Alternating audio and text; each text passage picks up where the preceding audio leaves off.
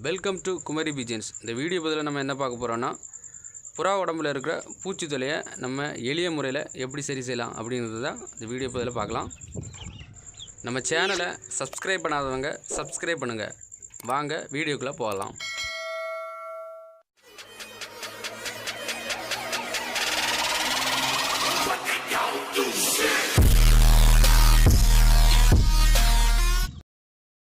புறா உடம்புல இருக்கிற பூச்சிகள் பார்த்திங்கன்னா தட்டை வடிவில் இருக்கும். இந்த பூச்சிகளை புறா உடம்புல ஒளிஞ்சிருக்கும். புறா நார்மலாக நிற்கும்போது பார்த்தா தெரியாது. நம்ம புறா பிடிச்சி இந்த இறகுகளை எடுத்து பார்த்தாச்சுன்னா பூச்சிகள் அங்கங்கே ஓடுறது நம்ம பார்க்கலாம்.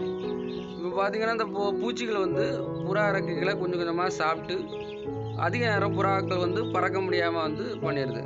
இந்த பூச்சி தொல்லையை நம்ம எளிய முறையில் எப்படி நீக்கிறது அப்படிங்கிறத பார்க்கலாம். இந்த புறா குழியில் நீங்கள் 90 நாளைக்கு ஒரு முறை பண்ணுங்கள். அப்படி பண்ணிங்கன்னா உங்கள் கூண்டிலேருந்து கம்ப்ளீட்டாக அந்த பூச்சி தொல்லைகள் நீங்கிறத நீங்கள் பார்க்கலாம். இதுக்கு தேவையானது என்னென்னு பார்த்தீங்கன்னா டெட்டால். இந்த டெட்டாலை வச்சு நம்ம எப்படி எளிய முறையில் அந்த பூச்சிகளை கிளியர் பண்ணுறது பார்க்கலாம். ஒரு பக்கெட்டில் 5 லிட்டர் அளவு தண்ணி எடுத்துக்கோங்க. எடுத்துக்கிட்டு இந்த டெட்டாலை ஒரு 5 ml விட்டால் போதும். ரொம்ப அதிகமாக விட்டிங்கன்னா புறாவுக்கு சைடு எஃபெக்ட் வரும். அதனால் அளவு கரெக்டாக பார்த்து கொடுங்க.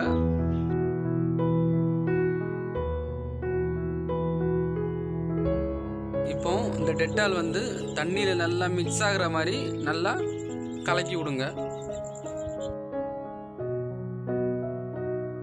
முக்கியமான விஷயம் என்னென்னு பார்த்தீங்கன்னா, நல்லா வெயில் அடிக்கிற டைமில் இதை பண்ணுங்கள். அப்புறம் முட்டையில் இருக்கிற புறாக்களுக்கு நீங்கள் பண்ண வேண்டாம். இப்போ இந்த புறாவை எடுத்து இந்த தண்ணிக்குள்ளே நல்லா இந்த இறகெல்லாம் நல்லா முங்குற மாதிரி நல்லா அலசி விடணும். புறா கொஞ்சம் நேரம் தண்ணிக்குள்ளே இருந்தால் தான் அந்த பூச்சிகள் எல்லாம் சாகும். இப்போ பார்த்தீங்கன்னா அந்த ரெக்கையெல்லாம் நல்லா அலசி விட்டு புறா நல்லா நனைகிற மாதிரி நல்லா அலசி விட்டாங்கன்னா அந்த பூச்சிகளை நீங்கள் சாகிறத பார்க்கலாம். இந்த பூச்சி தொல்லையை இயற்கை முறையில் நம்ம எந்த சைடு எஃபெக்டும் இல்லாமல் எப்படி சரி செய்யலாம் அப்படிங்கிறத பார்க்கலாம். இதுக்கு தேவையானது பார்த்திங்கன்னா வசம்பு. இந்த வசம்பு ஒரு 2 சின்ன துண்டு போதும். ரொம்ப அதிகமாகலாம் தேவைப்படாது. இந்த வசம்பு தீயில நல்லா வாட்டி நல்லா சுட்டு எடுத்துக்கோங்க. நல்லா வாசனை வர்ற மாதிரி நல்லா சுட்டு எடுத்துக்கோங்க.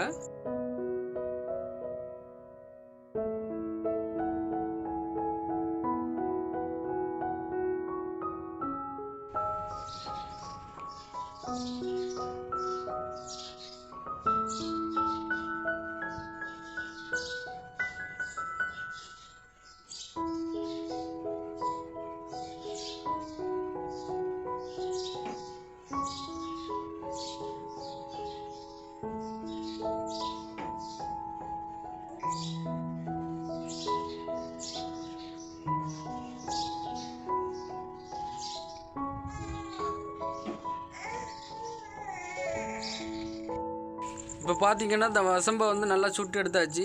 இதை இனிமேல் நல்லா இடித்து தூள் பண்ணணும்.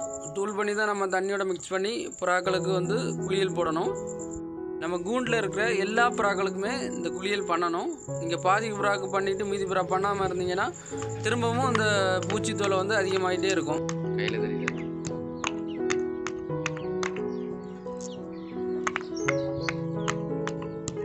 இந்த வசம்பு நல்லா பொடி செஞ்சு எடுத்தாச்சு.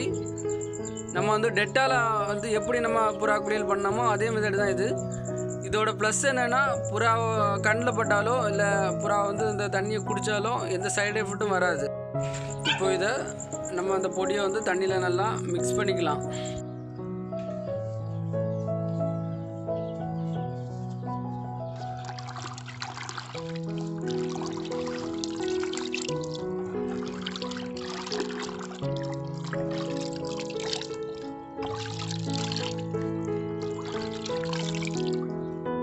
இப்போ இந்த வசம்பு கலந்த தண்ணியில் புறாவை நம்ம குளியல் பண்ணுறோம்.